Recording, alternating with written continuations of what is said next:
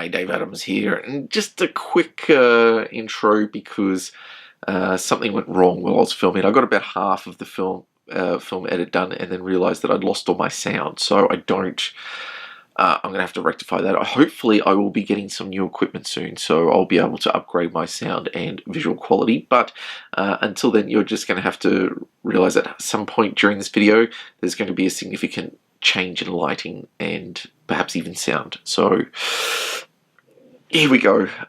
Let's just jump straight into it.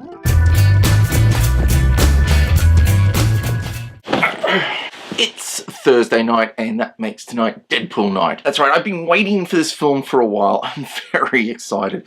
Deadpool 1, it changed things for me.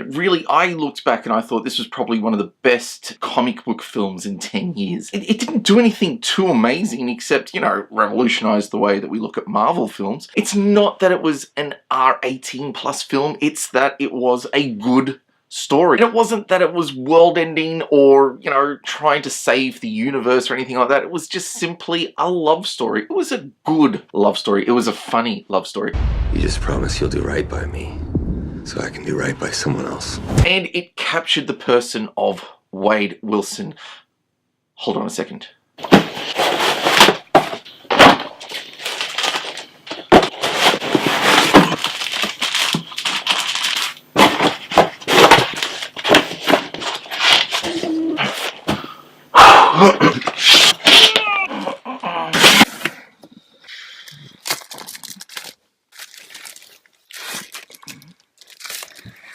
New Mutants, where are we at?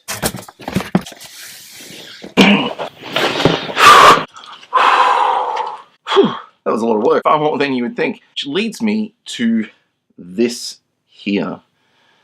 That is New Mutants 98, the officially considered the first appearance of Deadpool. Hey, look, he's right there on the cover.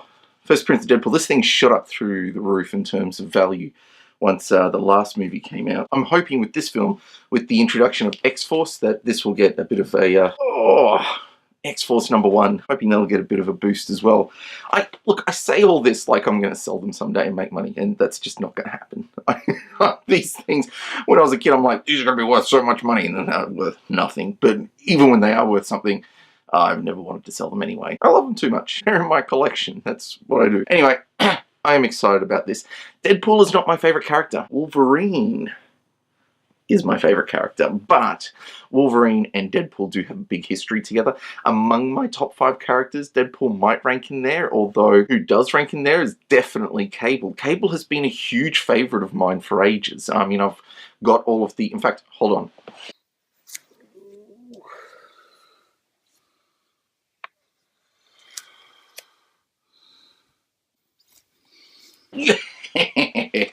I've got the Deadpool Cable Ultimate Collection. I didn't collect all of these titles individually, but I did get the series of them all together. So, I'm just a little excited about this film. I'm hoping that they bring Cable to life in a way that I've always wanted. I always wanted Cable to have, he should have his telepathy still. He definitely needs that. It's part of who he is. He appears firstly as the child of Madame Pryor and Cyclops, so I'm keen that they might, I don't know if they're going to allude to it. I don't think they need to, but it would be good if they at least alluded to it somehow. It's got to be an Ascani son, which I'm not even sure if I'm saying that right. I've only ever read it, so in my head that's how it sounds. I would love to have that as part of it. Really, all I'm hoping is they get the idea of the character correct, that they don't try and divorce it too much from the comic books, because I think the comic books actually do give a good fleshed out character to work with. I think they've got a lot to work with. So I would like him to still have his telekinesis if he can. But, you know, look, they are important elements. I would say you've got to have at least some of that. But really, it's about the background. It's the desperation to try and change the future and to try and make amends and bring everything back into order. But I'm really excited. I really hope this comes off. And by the way, the Nathan Dayspring is who appears initially in the comic books, and I think Uncanny X-Men 201 or something like that. You can check me on that. But he appears first as Cable in New Mutants 87, which is the issue before the first appearance of Deadpool, and I have that one too, but I'm not going to go hunt through and find that after I've already forgotten to pull it out. So anyway, really excited about tonight. I'm off. I'm seeing it. I'm gone. Bye. What do you be in this, are you? Topic being. Yeah, man, of course. Why wouldn't I? Why are you recording it? Sorry? You're recording it. Yes, I'm recording this. This is going on my blog. What are you freaking out about? What?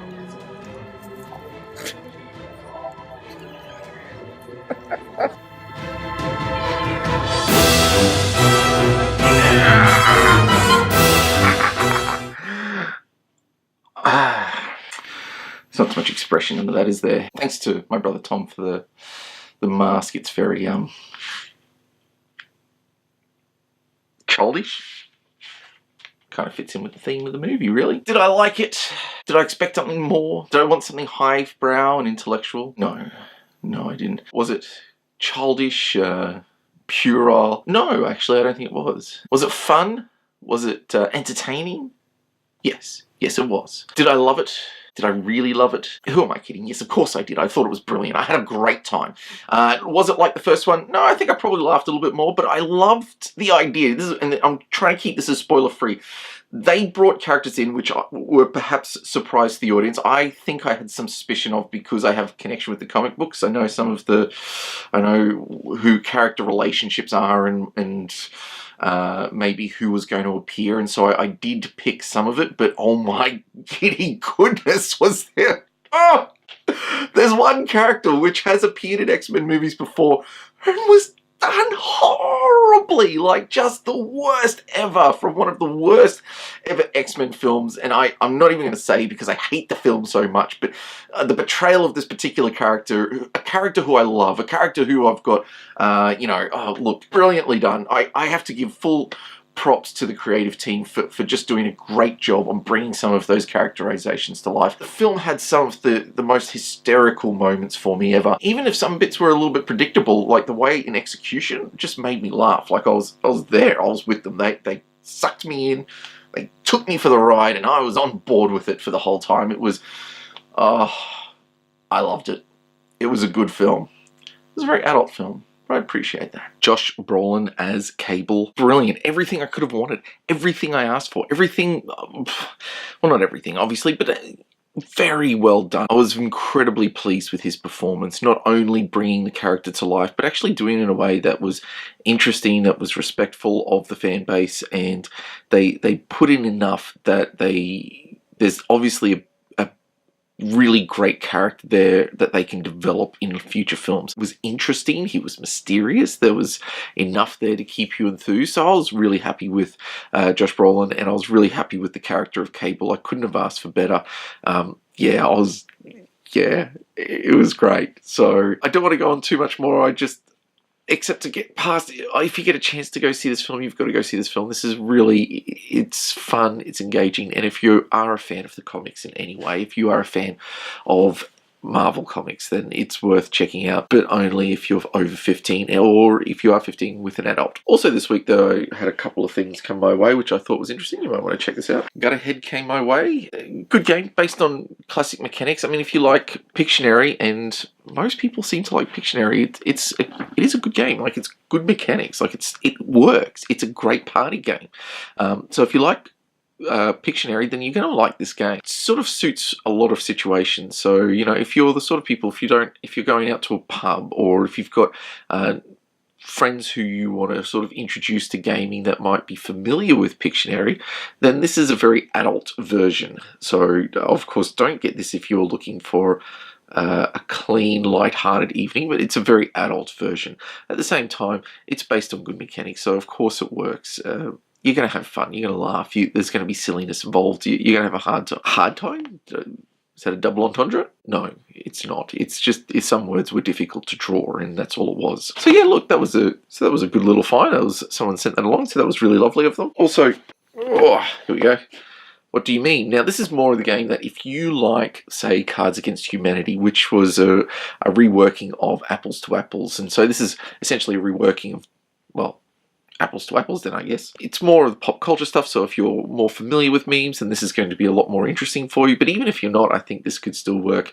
It's your typical party game again, so this is the sort of thing. It's actually, look at the size of this.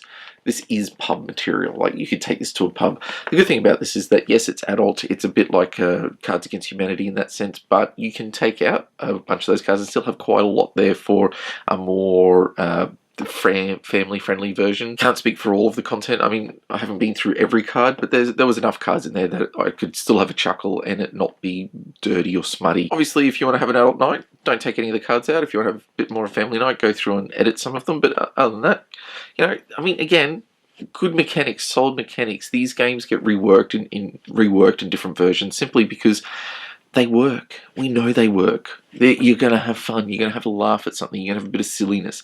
If that's what your gaming group wants, or even if you don't have a gaming group, if that's what your friends or going to work with your group want, then this will work for you. It's that simple. Other than that, there's I got this Watch Your Mouth. This is clearly more of a kid's game, and I say that, but some of us adults were playing it, and we were kind of having a lot of silly fun with it too. Nothing.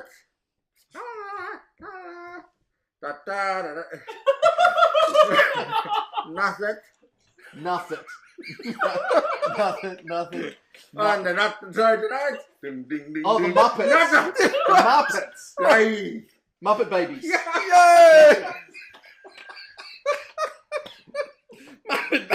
Kids are going to love it. It's a good family time game. So, you know, if that's what you want, you know, you've got a few kids you want to have play a silly game with, it's a great one. And if you got a few friends who are in for a bit of a silly mood, then give it a go. I mean, we did it with adults and we were able to have a bit of a laugh, so it's certainly worthwhile checking out. Now, this one very much is a kid's game. Poopy head. I mean, you put poop on your head. So this one is a bit more toilet humor, and you know, kids at a certain age, they click into that. They just sort of click in and they love that sort of thing. So, you know, of course it's going to work. Kids find that sort of thing funny. There are a couple of interesting things about this game. So, I mean, it's a simple playing the next style card game. So someone starts with a toilet, then you have to put the poop card, and then the washing your hands card, flushing the toilet card, all that sort of thing, the toilet paper, sorry. And you have to put them in the right order, and you do it as fast as you can. You can't do the same color card twice.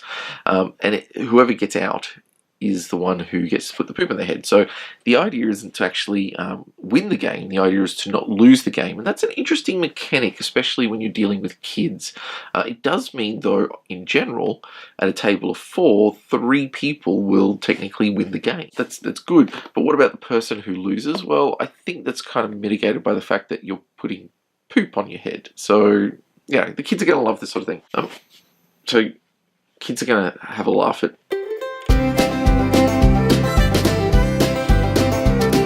You know, do think about this one. I mean, if that's not your thing, then don't go for it. But, you know, kids are going to have a laugh. It is a family game, or at least it's a kid's game. So treat it as it is. That's what it's designed for, and that's what it should be. Other than that, this week we are a bit slow at Game on Palooza at the moment because the owner of the website and editor-in-chief got married, and so we've been a bit slow, and I've been a bit slow. That's okay. Things will still be coming out, so just keep an eye out for it. www.gameofpalooza.com.au, and I will have a bit more of a full article on those things coming out in the week to come, so you know, you can go check that out. In the meantime, have a wonderful week.